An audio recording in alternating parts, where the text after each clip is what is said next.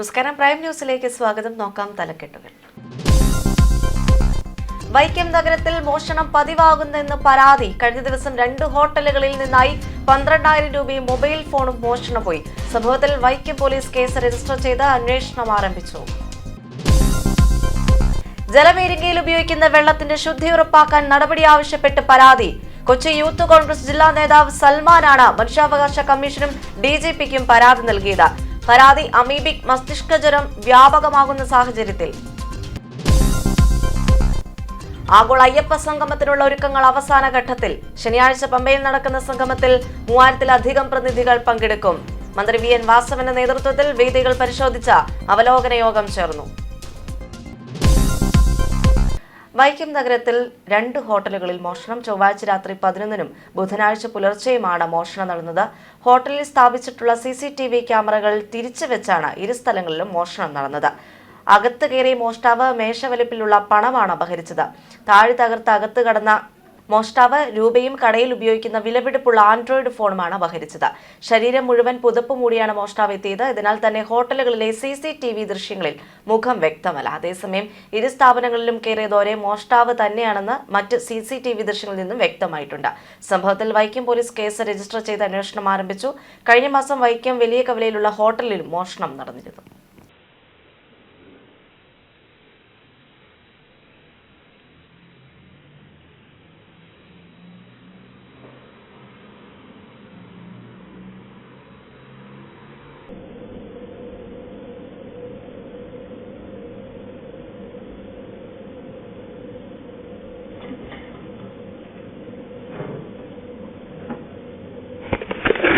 ജലപീരങ്കിയിൽ ഉപയോഗിക്കുന്ന വെള്ളത്തിന്റെ ശുദ്ധി ഉറപ്പാക്കാൻ നടപടി ആവശ്യപ്പെട്ട മനുഷ്യാവകാശ കമ്മീഷനും DGPക്കും പരാതി നൽകി കൊച്ചി യൂത്ത് കോൺഗ്രസ് ജില്ലാ നേതാവ് സൽമാൻ. കഴിഞ്ഞ കുറച്ച് ആഴ്ചകളായി വിവിധ പ്രശ്നങ്ങൾ ഉന്നയിച്ച സംസ്ഥാനത്തുടനീളം നിരവധി സംഘടനകളുടെ പ്രതിഷേധ പ്രകടനം നടക്കുന്നുണ്ടായിരുന്നു. സമരക്കാർ അതിരുകടക്കുമ്പോൾ ജലപീരങ്കിയാണ് പോലീസിന്റെ പ്രധാന പ്രതിരോധ മാർഗം. ശക്തമായി വെള്ളം ചീറ്റുമ്പോൾ മൂക്കിൽ കൂടി ഇത് കയറാനുള്ള സാധ്യത കൂടുതലാണ്. പോലീസ് ക്യാമ്പുകളിലെ കുളങ്ങളിൽ നിന്നും കിണറുകളിൽ നിന്നുമാണ് പീരങ്കിയിലേക്ക് സാധാരണ വെള്ളം നിറയ്ക്കുക. അമീബിക് മസ്തിഷ്കജ്വരം വ്യാപകമാകുമ്പോൾ സമരക്കാരെ നേരിടാൻ ചെളിവെള്ളം നിറയ്ക്കുന്നത് ഒഴിവാക്കണമെന്നാണ് സംഘടനകളുടെ ആവശ്യം. സംസ്ഥാനത്ത് അമീബിക് മസ്തിഷ്കജ്വരം വ്യാപകമായിട്ട് കൂടുന്നതിൻ്റെ സാഹചര്യത്തിലാണ് പോലീസ് അവരുടെ ജലപീരങ്കിയിൽ ഉപയോഗിക്കുന്ന വെള്ളത്തെക്കുറിച്ച് വ്യാപകമായിട്ടുള്ള ആശങ്ക ഉയരുന്നത്.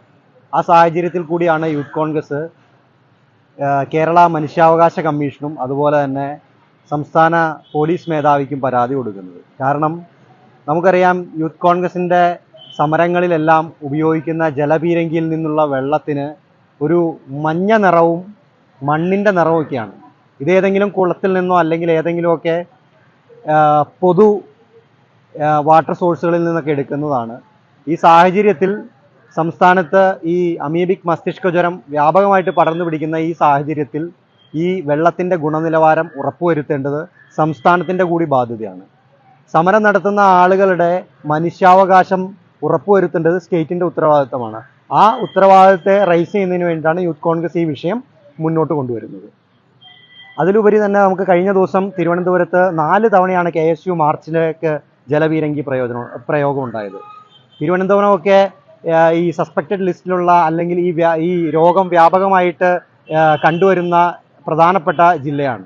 സംസ്ഥാനത്ത് 2 ആഴ്ചയ്ക്കിടെ 9 പേരാണ് അമീബിക് മസ്തിഷ്കജ്വരം ബാധിച്ച് മരണത്തിന് കീഴടങ്ങുകയുണ്ടായത്. തിരുവിതാംകൂർ ദേവസ്വം ബോർഡ് സംഘടിപ്പിക്കുന്ന ആഗോള അയ്യപ്പ സംഗമത്തിനുള്ള ഒരുക്കങ്ങൾ അവസാന ഘട്ടത്തിൽ. ശനിയാഴ്ച പമ്പയിലാണ് സംഗമം നടക്കുന്നത്. 3000-ലധികം പ്രതിനിധികൾ പങ്കെടുക്കുന്ന പരിപാടി രാവിലെ 9:30 മുഖ്യമന്ത്രി പിണറായി വിജയൻ ഉദ്ഘാടനം ചെയ്യും. മന്ത്രി VN വാസവന്റെ നേതൃത്വത്തിൽ വേദികൾ പരിശോധിച്ച അവലോകന യോഗം ചേർന്നു. ആഗോള അയ്യപ്പ സംഗമത്തിന് പമ്പാ തീരം ഉണർന്നു. അവസാനവട്ട തയ്യാറെടുപ്പാണ് പമ്പയിൽ. എവിടെയും പ്രധാന വേദിയുടെയും പാനൽ ചർച്ചകൾ നടക്കുന്ന സമ്മേളന ഹാളുകൾ, ഭക്ഷണശാലകൾ, സ്വീകരണ മുറികൾ എന്നിവയുടെ നിർമ്മാണം പൂർത്തിയായി. ശനിയാഴ്ച രാവിലെ 9:30 മുഖ്യമന്ത്രി പിണറായി വിജയൻ സംഗമം ഉദ്ഘാടനം ചെയ്യും. 25 രാജ്യങ്ങളിൽ നിന്നുൾപ്പെടെയുള്ള 3500 പ്രതിനിധികൾക്കുള്ള ഇരിപ്പിടമാണ് പ്രധാന വേദിയിൽ തയ്യാറാക്കിയിട്ടുള്ളത്. പമ്പയുടെ പവിത്രത കാത്തുസൂക്ഷിച്ച് മണപ്പുറത്തിന്റെ സ്വാഭാവിക ഘടനയ്ക്ക് ദോഷം വരാതെ പൂർണ്ണമായും ഹരിതചട്ടം പാലിച്ചാണ് പന്തൽ നിർമ്മിച്ചത്. ഇതിനോട് ചേർന്ന് ഗ്രീൻ റൂമുമുണ്ട്. മീഡിയ റൂം ഉൾപ്പെടെ പ്രധാന വേദിയോട് ചേർന്നാണ്. തറയിൽ നിന്ന് ഒരടി ഉയരത്തിൽ പ്ലൈവുഡിലാണ് പ്ലാറ്റ്ഫോം നിർമ്മിച്ചിരിക്കുന്നത്. ഹിൽ ടോപ്പിൽ 2 പന്തലുണ്ട്. പാനൽ ചർച്ചയ്ക്കായി 4500 ചതുരശ്ര അടിയും ഭക്ഷണശാലയ്ക്കായി 7000 ചതുരശ്ര അടിയിലും പന്തലുകൾ നിർമ്മിച്ചിട്ടുണ്ട്. പമ്പാ തീരത്തും ഭക്ഷണ സൗകര്യമുണ്ട്. ഇതിനായി 7000 ചതുരശ്ര അടിയിൽ ജർമ്മൻ പന്തലാണ് ഒരുക്കിയിട്ടുള്ളത്. കൂടാതെ ദേവസ്വം ബോർഡിന്റെ പ്ലാറ്റിനം ജൂബിലിയോടനുബന്ധിച്ചുള്ള പ്രദർശനമേളയ്ക്കായി 2000 ചതുരശ്രയടി വിസ്തൃതിയിൽ മറ്റൊരു പന്തലുമുണ്ട്. മന്ത്രി V N. Vasavan, Devaswom board president P S. Prashanth, അംഗങ്ങളായ A. Ajikumar, P D. Santhosh Kumar, revenue Devaswom വകുപ്പ് secretary M G. Rajamanickam, ADGP S. Sreejith, DIG. Ajitha Begum, Pathanamthitta ജില്ലാ കളക്ടർ എസ്. പ്രേംകൃഷ്ണൻ, കോട്ടയം ജില്ലാ കളക്ടർ ചേതൻകുമാർ മീണ, പത്തനംതിട്ട ജില്ലാ പോലീസ് മേധാവി ആർ. ആനന്ദ് എന്നിവരുടെ സാന്നിധ്യത്തിൽ വേദികൾ പരിശോധിച്ചു. 300 ടൺ ശേഷിയുള്ള ശീതീകരണ സംവിധാനമാണ് ഓരോ പന്തലിലും ഒരുക്കിയിട്ടുള്ളത്. ശബരിമലയുടെ ഭാവി വികസനത്തിന് വേണ്ടിയുള്ള കാഴ്ചപ്പാട് മുന്നോട്ട് വയ്ക്കുകയാണ് അയ്യപ്പ സംഗമത്തിന്റെ പ്രധാന ലക്ഷ്യമെന്ന് മന്ത്രി വി.എൻ. വാസവൻ പറഞ്ഞു. ആഗോള അയ്യപ്പ സംഗമത്തിന്റെ സംഘാടനവുമായി ബന്ധപ്പെട്ട് അവസാന റൗണ്ട് അവലോകന യോഗമാണ് ഇപ്പോൾ ഇവിടെ നടന്നത്. വിപുലവും വിശാലവുമായ രൂപത്തിൽ ഇവിടെ എത്തിച്ചേരുന്ന പ്രതിനിധികളെ സ്വീകരിക്കുന്നതിന് വേണ്ടിയുള്ള തയ്യാറെടുപ്പുകൾ സംഘാടക സമിതിയുടെ ഭാഗത്തുനിന്ന് ഇതിനോടകം തന്നെ ക്രമീകരിക്കപ്പെട്ട് കഴിഞ്ഞിരിക്കുന്നു. ഇത്തരം ആശയത്തിലേക്ക് കൊണ്ടുവരാൻ നിർബന്ധിതമായ സാഹചര്യം ഇവിടെ വന്നു പോകുന്ന തീർത്ഥാടകരുടെ ഭാഗത്ത് മുന്നോട്ട് വന്ന ചില നിർദ്ദേശം. എല്ലാ വർഷവും തീർത്ഥാടന കാലഘട്ടത്തിൽ വിദേശത്തുനിന്ന് ധാരാളം അയ്യപ്പഭക്തന്മാർ ഇവിടെ വരാറുണ്ട്. അങ്ങനെ വന്നിരുന്നപ്പോൾ തന്നെ ഇതിന്റെ ഭാവിയിൽ കൂടുതൽ തീർത്ഥാടകർ എത്തിച്ചേരുമെന്നുള്ളതുകൊണ്ട് ഭാവിയിൽ ഉണ്ടാവേണ്ട മാറ്റങ്ങളും വികസന സങ്കല്പങ്ങളും സംബന്ധിച്ച് ചില ആശയങ്ങൾ മുന്നോട്ട് വയ്ക്കാൻ വേണ്ടിയാണ് അവരെന്ന നിർദ്ദേശങ്ങൾ സമർപ്പിച്ചത്. അത് ഒടുവിൽ പരിശോധിച്ചാണ് തിരുവിതാംകൂർ ദേവസ്വം ബോർഡ് അത്തരം ഒരു തീരുമാനമെടുത്തത്.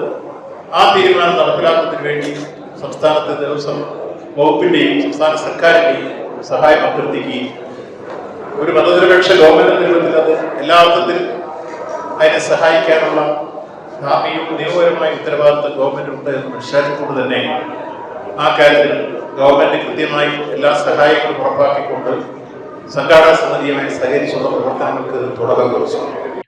News bureau, Pathanamthitta. ചക്കാമ്പുഴ വളക്കാട്ടുകുന്നിൽ സെയിൽസ് വാഹനം മറിഞ്ഞ് അപകടം. വാഹനം തൊണ്ടിലേക്ക് മറിഞ്ഞ ഡ്രൈവർക്ക് സാരമായി പരിക്കേറ്റു. ഇന്ന് ഉച്ചയോടെയാണ് സംഭവം നടന്നത്. അപകടത്തെ തുടർന്ന് ബോധരഹിതനായ ഡ്രൈവറെ നാട്ടുകാർ ഡോറ് പൊളിച്ച് പുറത്തെടുക്കുകയായിരുന്നു. പരിക്ക് പറ്റിയ ഡ്രൈവറെ പാലായിലെ ജനറൽ ആശുപത്രിയിൽ പ്രവേശിപ്പിച്ചു.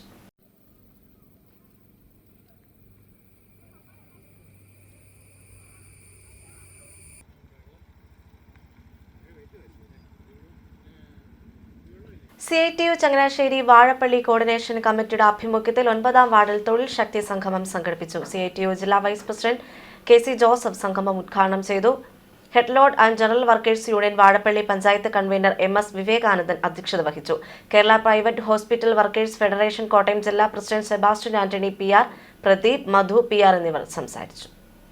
പറഞ്ഞതുപോലെ നമ്മുടെ കട്ടെടുത്ത വോട്ടിന്റെ ബലത്തിലാണ് ഇന്ന് കേന്ദ്രത്തിലെ അധികാരത്തിലിരിക്കുന്നത്. നമ്മുടെ ചങ്ങനാശ്ശേരി ബോട്ട് ജെട്ടിയിലെ പോള വാരുന്ന പ്രവർത്തനങ്ങൾ ആരംഭിച്ചു. അഡ്വക്കേറ്റ് ജോബ് മൈക്കിൾ MLA ഉദ്ഘാടനം ചെയ്തു.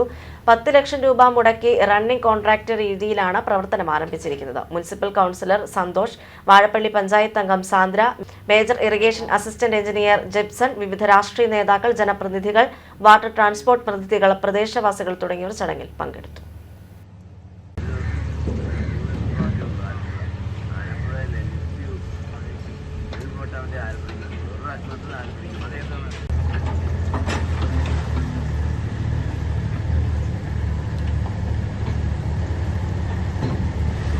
കേരള കോൺഗ്രസ് ജോസഫ് മണ്ഡലം കൺവെൻഷൻ നടന്നു. കേരള കോൺഗ്രസ് കഞ്ഞിക്കുഴി മണ്ഡലം കമ്മിറ്റി ഓഫീസിൽ നടന്ന പരിപാടി ജില്ലാ സെക്രട്ടറി MJ ജേക്കബ് ഉദ്ഘാടനം ചെയ്തു.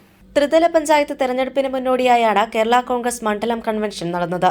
കഞ്ഞിക്കുഴി കേരള കോൺഗ്രസ് ഓഫീസിൽ നടന്ന പരിപാടിയിൽ മണ്ഡലം പ്രസിഡന്റ് വിൽസൺ കല്ലിടുക്കൽ അധ്യക്ഷത വഹിച്ചു. കേരള കോൺഗ്രസ് ജില്ലാ പ്രസിഡന്റ് MJ ജേക്കബ് യോഗം ഉദ്ഘാടനം ചെയ്തു.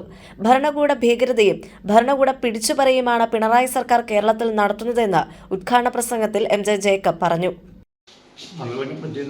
പ്രധാനപ്പെട്ട ഉദ്ദേശം നമുക്കറിയാം. ത്രിതല പഞ്ചായത്ത് തെരഞ്ഞെടുപ്പ് കടന്നു വരികയാണ്. എല്ലാ രാഷ്ട്രീയ പാർട്ടികളും സംഘടനാ പ്രവർത്തനങ്ങളും അതുപോലെ തന്നെ രാഷ്ട്രീയ പ്രവർത്തനങ്ങൾ വളരെ ശക്തമായി മുന്നോട്ട് പോകുന്ന ഒരു സമയത്താണ് നമ്മൾ ഈ മണ്ഡലം കമ്മിറ്റി കൂടുന്നത്. ഇവിടെ 9 വർഷക്കാലമായി ഭരണം നടത്തുന്ന ഇടതുപക്ഷ ഗവൺമെൻറ് ഇത്രയും തലതിരിഞ്ഞ ഒരു ഗവൺമെൻറ് കേരളത്തിൻ്റെ ചരിത്രത്തിൽ കണ്ടിട്ടില്ല. ഒരു രംഗത്ത് മാത്രമല്ല, എല്ലാ രംഗത്തും ഈ സംസ്ഥാനത്തെ സമസ്ത മേഖലയെയും പ്രതികൂലമാക്കുന്ന ഒരു ഭരണമാണ് നിലനിന്നത്. അതിൽ പ്രത്യേകിച്ച് ഇടുക്കി ജില്ലയിലെ ജനങ്ങളെ സംബന്ധിച്ചിടത്തോളം നിയോജക മണ്ഡലം പ്രസിഡന്റ് ജോയി കൊച്ചുകരോട്ട് മുഖ്യപ്രഭാഷണം നടത്തി. ആശംസകൾ അറിയിച്ച KTUC ജില്ലാ പ്രസിഡന്റ് വർഗീസ് സക്കറിയ, നിയോജക മണ്ഡലം സെക്രട്ടറി ജോസ് മോഡിക്കൽ പുത്തൻപുരയിൽ, ജോയി പുതുപ്പറമ്പിൽ, PK മാത്യു എന്നിവർ സംസാരിച്ചു. ദൃശ്യ ന്യൂസ് ഇടുക്കി. എരുമേലി KSRTCയുടെ എരുമേലിയിൽ പ്രവർത്തിക്കുന്ന ബസ് സ്റ്റാൻഡും സ്ഥലവും 3 മാസത്തിനകം സ്വകാര്യ വ്യക്തിക്ക് ഒഴിഞ്ഞു നൽകണമെന്ന പാലാ സബ് കോടതിയുടെ വിധി സ്റ്റേ ചെയ്യണമെന്ന ആവശ്യവുമായി KSRTC നൽകിയ അപ്പീൽ ഹർജി കോട്ടയം ജില്ലാ കോടതി ഫയലിൽ സ്വീകരിച്ചു. ഹർജി പരിഗണിച്ച പാലായിലെ ബെഞ്ച് കേസിൽ വാദം കേൾക്കാനായി അവധിക്ക് വെച്ചു. ഫയലിൽ സ്വീകരിച്ച ഹർജി പാലായിലെ ജില്ലാ കോടതിയുടെ ബെഞ്ചിലേക്ക് നൽകി. ഹർജി പരിഗണിച്ച പാലായിലെ ബെഞ്ച് കേസിൽ വാദം കേൾക്കാനായി അവധിക്ക് വെച്ചു. പാലാ സബ് കോടതിയിൽ നിന്ന് അനുകൂല വിധി നേടിയ സ്വകാര്യ വ്യക്തി നേരത്തെ ജില്ലാ കോടതിയിൽ KSRTCയുടെ അപ്പീൽ ഹർജിക്ക് തടസ്സവാദം അറിയിച്ച് ഹർജി നൽകിയിരുന്നതിനെ തുടർന്നാണ് കേസിൽ സ്വകാര്യ വ്യക്തിയുടെ വാദം കേൾക്കാനായി പാലായിലെ ജില്ലാ കോടതി ബെഞ്ച് അപ്പീൽ ഹർജി പരിഗണിച്ച ശേഷം അവധിക്ക് വച്ചത്. KSRTCയുടെ അപ്പീൽ ഹർജിയിൽ തീരുമാനം ആകുന്നതുവരെ സബ് കോടതിയുടെ ഉത്തരവ് നടപ്പാക്കില്ല എന്നതാണ് നിലവിൽ KSRTCക്ക് ലഭിച്ചിരിക്കുന്ന ആശ്വാസം. അതേസമയം സ്വകാര്യ വ്യക്തിക്ക് അനുകൂല വിധി ഉണ്ടായാൽ എരുമേലിയിലെ സ്റ്റാൻഡും സ്ഥലവും കൈവിടേണ്ടി വരും. സബ് കോടതി ഉത്തരവ് സ്റ്റേ ചെയ്യുകയും തൽസ്ഥിതി തുടരാൻ ഉത്തരവുണ്ടാവുകയും ചെയ്താൽ ഇത്തവണത്തെ ശബരിമല സീസണിൽ ബസ് സ്റ്റാൻഡ് ഒഴിഞ്ഞുകൊടുക്കേണ്ടി വരില്ല. നിലവിലുള്ള ബസ് സ്റ്റാൻഡ് അതേപടി നിലനിർത്തി ഓഫീസ് മാത്രം തൊട്ടടുത്തുള്ള ദേവസ്വം വക കെട്ടിടത്തിലേക്ക് മാറ്റാനാണ് KSRTC ഒരുങ്ങുന്നത്. ശബരിമല സീസണിൽ ഓഫീസ് ഉൾപ്പെടെ പ്രവർത്തനം മാറ്റാൻ KSRTCക്ക് തൊട്ടടുത്ത ദേവസ്വം ബോർഡിന്റെ കെട്ടിടത്തിലേക്ക് 3 മുറികൾ വിട്ടു നൽകണമെന്ന് ആവശ്യപ്പെട്ട് ദേവസ്വം ബോർഡിന് സെബാസ്റ്റ്യൻ കുളത്തുങ്കൽ MLA കത്ത് നൽകിയിട്ടുണ്ട്. എന്നാൽ ഇത് സംബന്ധിച്ച് ദേവസ്വം ബോർഡ് തീരുമാനം ഇനിയും ആയിട്ടില്ല. പൊൻകുന്നം ചിറക്കടവ് വൃന്ദാവൻ വീട്ടിൽ ഗോപി രാജഗോപാലും മക്കളും അടങ്ങിയ ഹർജിയിലാണ് KSRTC ബസ് സ്റ്റാൻഡും സ്ഥലവും 3 മാസത്തിനകം ഒഴിയണമെന്ന് പാലാ സബ് കോടതി വിധി നൽകിയത്. ധർമ്മശാസ്ത്ര ക്ഷേത്രത്തിന് സമീപം 50 സെന്റ് സ്ഥലത്ത് 25 സർവീസുകളും 130 ജീവനക്കാരുമുള്ള ഓപ്പറേറ്റിംഗ് സെന്ററിന്റെ പ്രവർത്തനം ഇതോടെ പ്രതിസന്ധിയിലാവുകയായിരുന്നു. ശബരിമല സീസൺ ആരംഭിക്കാനിരിക്കെ KSRTCയുടെ സ്റ്റാൻഡ് കുഴികൾ നിറഞ്ഞ് ചെളിമൂടി പൊട്ടിപ്പൊളിഞ്ഞ നിലയിലാണ്.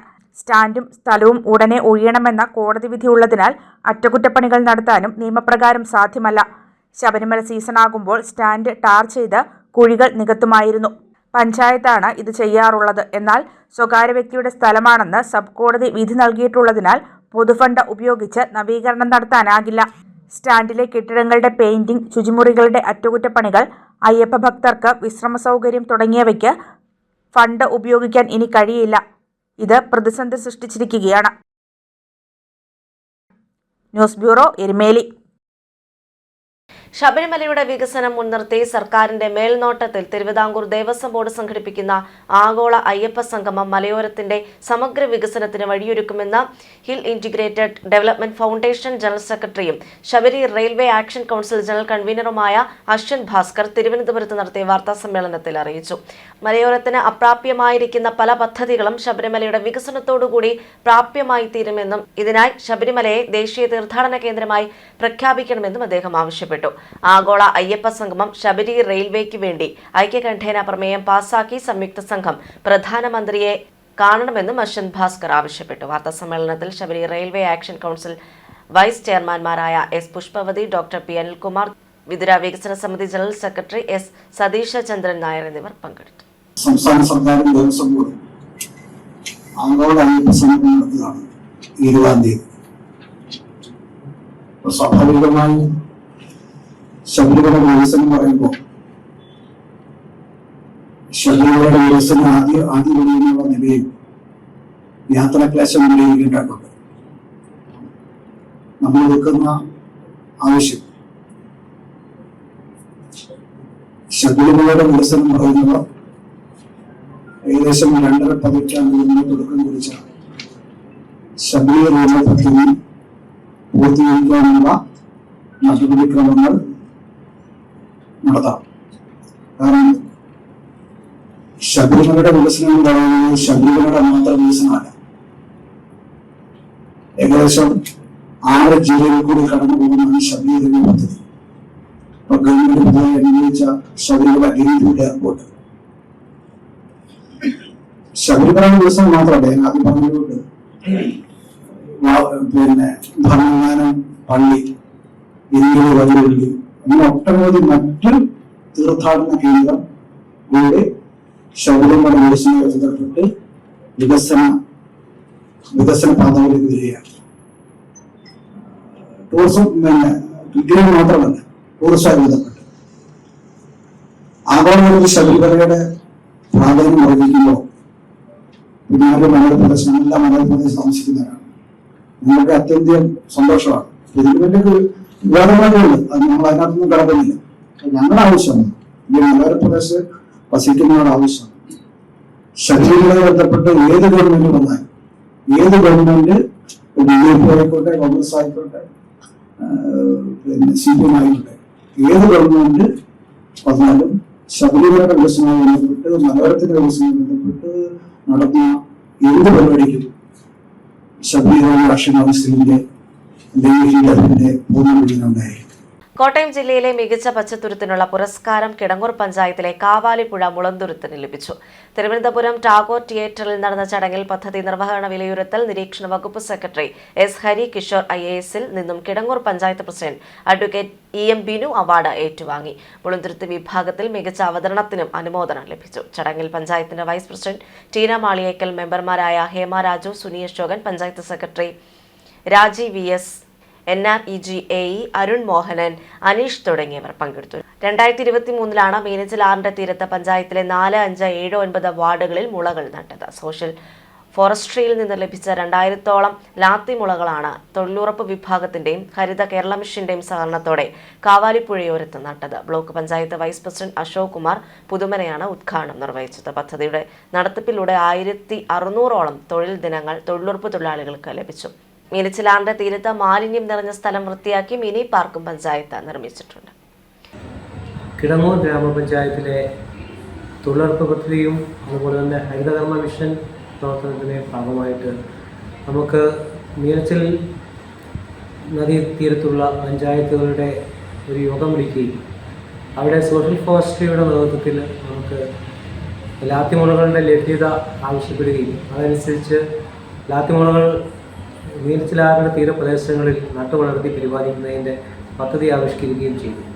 അതിനോടുള്ള താല്പര്യം കിടങ്ങൂർ ഗ്രാമപഞ്ചായത്തും അതോടൊപ്പം തന്നെ തൊഴിലുറപ്പ് വിഭാഗവും അറിയിക്കുകയും അതിനോടനുബന്ധിച്ച് തന്നെ സോഷ്യൽ ഫോറസ്ട്രി നമുക്ക് 2500 ലാത്തിമുളകളുടെ മുളകൾ തരികയും അത് നമ്മൾ നട്ടുപരിപാലിക്കുകയും ചെയ്തതിൻ്റെ അടിസ്ഥാനത്തിൽ കോട്ടയം ജില്ലയിലെ മുളന്തുരുത്തി വിഭാഗത്തിൽ 1ാം സ്ഥാനം നമുക്ക് ലഭിക്കുകയുണ്ടായി. അതോടൊപ്പം തന്നെ ഹരിത കേരള മിഷൻ്റെ സംസ്ഥാനതല അവതരണത്തിൽ പങ്കെടുക്കുന്നതിനുള്ള അവസരവും നമുക്ക് ലഭിക്കുകയുണ്ടായി. അങ്ങനെ കോട്ടയം ജില്ലയിലെ 1ാം സ്ഥാനം ലഭിച്ചതിൻ്റെ അവാർഡും അതുപോലെ തന്നെ സംസ്ഥാന തലത്തിൽ നമുക്ക് ഈ വിഷയങ്ങൾ അവതരിപ്പിക്കുന്നതിന് വേണ്ടി പ്രസന്റേഷൻ നടത്തിയതിനുള്ള പുരസ്കാരവും നമുക്ക് ലഭിച്ചു. കിടങ്ങൂർ ഗ്രാമപഞ്ചായത്തിൽ വിവിധങ്ങളായ പ്രവർത്തനങ്ങൾ നമ്മുടെ പച്ചത്തുരുത്തുമായി ബന്ധപ്പെട്ടുകൊണ്ട് അതുപോലെ തന്നെ മുളന്തുരുത്തുമായി ബന്ധപ്പെട്ടുകൊണ്ട് നമ്മൾ നടപ്പിലാക്കിയിട്ടുണ്ട്. മീനച്ചിലാറിൻ്റെ വിവിധ വശങ്ങളിൽ നമ്മൾ മിനി പാർക്ക് സംഘടിപ്പിക്കുകയും അതോടൊപ്പം തന്നെ സോഷ്യൽ ഫോറസ്ട്രിയുടെ ഭാഗമായി മറ്റ് മുളം തൈകളും വെച്ചുപിടിപ്പിക്കുകയും ചെയ്തിട്ടുണ്ട്. അങ്ങനെ വൃത്തിയുള്ള ഒരു കേരളം, നവകേരള സൃഷ്ടിക്ക് വേണ്ടി കിടങ്ങൂർ പഞ്ചായത്തിനെ മാലിന്യമുക്തമാക്കുന്നതിന് വേണ്ടിയും അതോടൊപ്പം തന്നെ മണ്ണിടിച്ച് തടയുന്നതിന് വേണ്ടിയും അങ്ങനെ ഒട്ടനവധി പ്രവർത്തനങ്ങളുടെ ഭാഗമായിട്ടാണ് നമ്മൾ ഇത്തരം പരിപാടികൾ ആവിഷ്കരിക്കുന്നത്. Prime news പൂർണ്ണമാവുന്നു. നമസ്കാരം.